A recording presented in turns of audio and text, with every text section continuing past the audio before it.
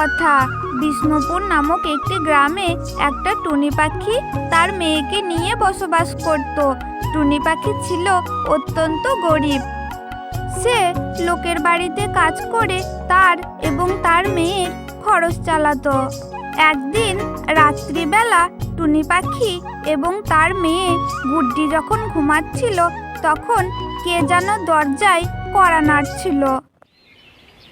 টুনি তখন বাইরে গিয়ে দেখে একটি ছোট্ট টিয়া পাখি বাইরে দাঁড়িয়ে আছে।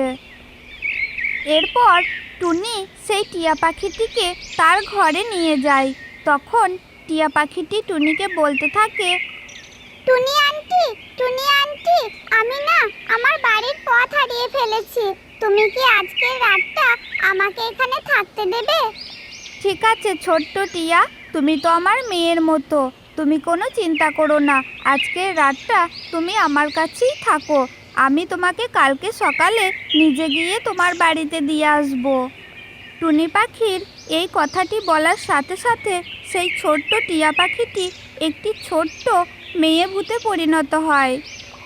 এরপর সেই ডাইনি মেয়েটি টুনিকে বলতে থাকে, টুনি, আসলে তুমি চাইলেই আমাকে এখানে আশ্রয় না দিতেই পারতে, কিন্তু তুমি তা না করে আমাকে এখানে আশ্রয় দিলে।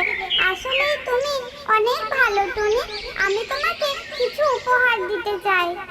এই বলে সেই ডাইনি মেয়েটি টুনি পাখিকে এক ভরা স্বর্ণমুদ্রা উপহার দেয় এবং সে সেখান থেকে চলে যায়। এরপর থেকে টুনি এবং টুনির মেয়ে অনেক সুখে শান্তিতে বসবাস করতে থাকে। তাদের আর কোনো দুঃখ কষ্ট থাকে না। তো বন্ধুরা, আমাদের এই ভিডিওটি তোমাদের কেমন লাগলো? যদি ভালো লাগে তাহলে অবশ্যই চ্যানেলটাকে একটি সাবস্ক্রাইব করে দেবে এবং একটি লাইক করে দেবে। ধন্যবাদ সকলকে।